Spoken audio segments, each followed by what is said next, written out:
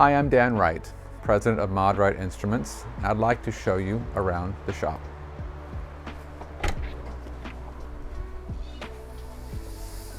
So this is where the magic happens. Tuesday morning, we have Kristen, who runs everything here pretty much. I do the design, we make the products, and Kristen makes sure that the wheels stay on the bus. Shipping, receiving, marketing, she will answer the phone. You will interface with Kristen if you call us. We are now entering production area, where we see Morgan stuffing circuit boards and doing product assembly. Fred is my lead technician. He is working on a KWA 150 SE reference power amplifier. That's right, we'll get it done. As you can see, everything here is done by hand. Circuit boards are assembled by hand, wire kits are made by hand, everything is assembled by hand in America in our shop. Down here we have the parts inventory, all sorted by internal part number, and we have thousands of parts and tubes, capacitors, resistors, components that are all carefully itemized and sorted. Back here on the wooden shelves are the enclosures, the metal work, the aluminum and steel enclosures, heat sinks, face plates, all of the parts that go into making ModWright products. Okay, we'll come this way. So basically, circuit boards are stuffed, units are built. They come down to the table in various stages of assembly and testing. Generally, the way it's done, once the boards are stuffed, I QC them. Once they're QC'd, Fred assembles the products, and/or Morgan assembles the products, and then I do initial and then subsequent and final testing. So the products are in various stages of test in. We have some service units, some R&D products, various things. Here we have a PH150 phono stage that will be clad in black. It is nude at this point. And this is how a lot of our products are. Before you see them, they look like this. They are nude. The metal work that goes on very last. It's expensive, and it has to be perfect. So the very last thing we do is put the clothes on the units, if we'll put on the metal work that makes them beautiful.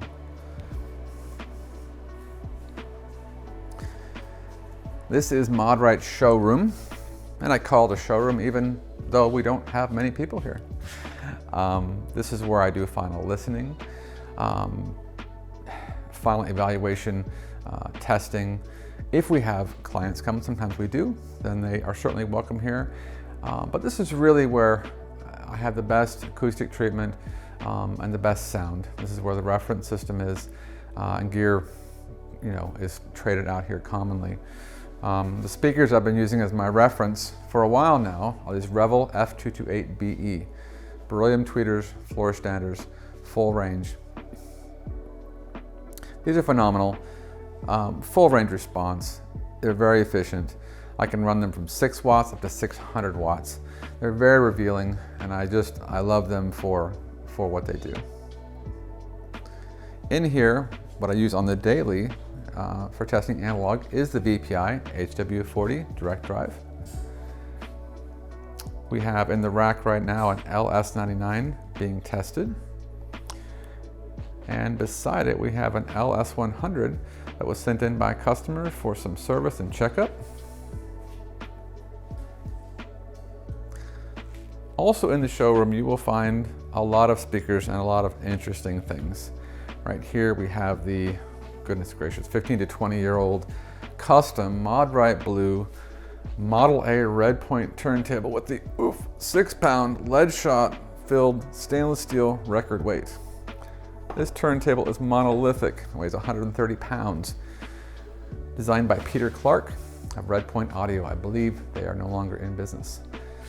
Similarly, we have these gorgeous Graybeard speakers that were designed and made by Tim Wright. The business is no longer around.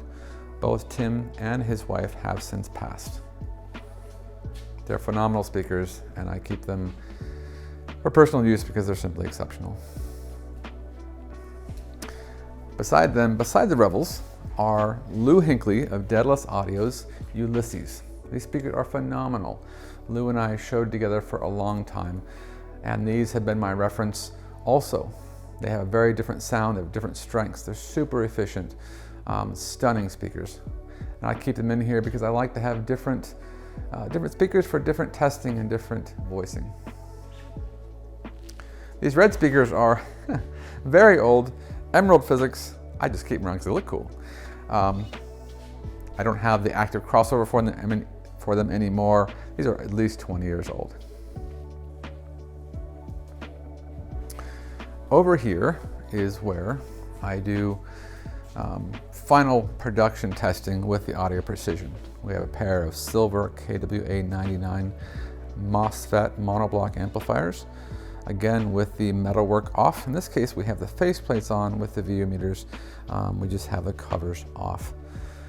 But this is where we do all the heavy testing, distortion, noise, the final testing essentially.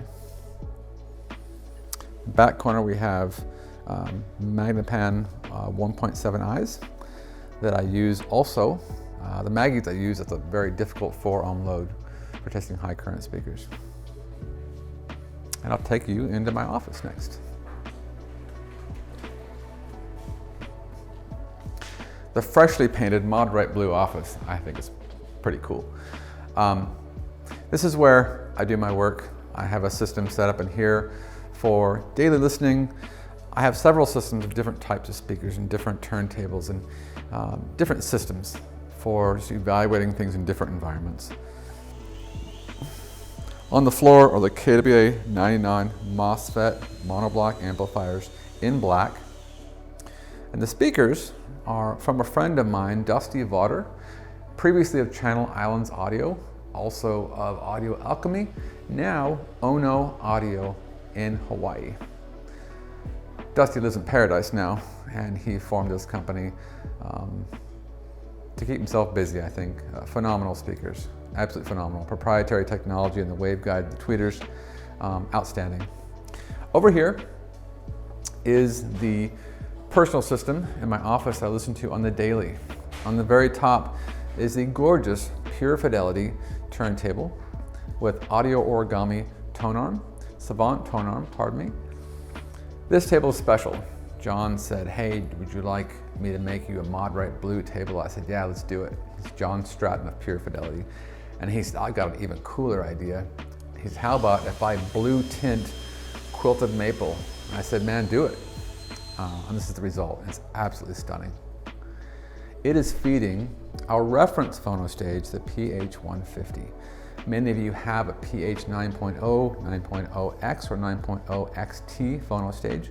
This started it all. This is the reference. It is much more expensive than the PH 9.0.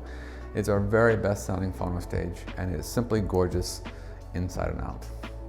The next shelf down, we have the LS99 preamplifier, tube balanced preamp. Next to that, the Weiss DAC 204. And the next shelf down, we have the PS150 power supply for the PH150 phono. We have the outboard power supply for the LS99 and the speed controller for the Pure Fidelity turntable. On the bottom is an old Cambridge CXN DAC streamer that I use purely as a streamer these days for just daily listening. Cabling in this office you'll see is, and most of our system is card is clear. Aside from being ModWright blue, which is pretty cool, I really like the card is clear cables. I use them at shows, they are my reference. The Cardists are a great family, good people, and simply a fantastic product. We have some room treatments in this room, as you can see. We won't count the treadmill, but this room's still pretty lively, so it has a bit of a ways to go. This is where I sit on the daily, pulling my hair out, drinking too much coffee probably, and this is where the designs take place. From concept to SPICE model to PCB layout and design. The prototypes are then ordered, Prototypes are assembled and tested. Various modules, various ideas start here. They get tested and evaluated, and if they are good, they continue on. Some products simply don't make it past this stage.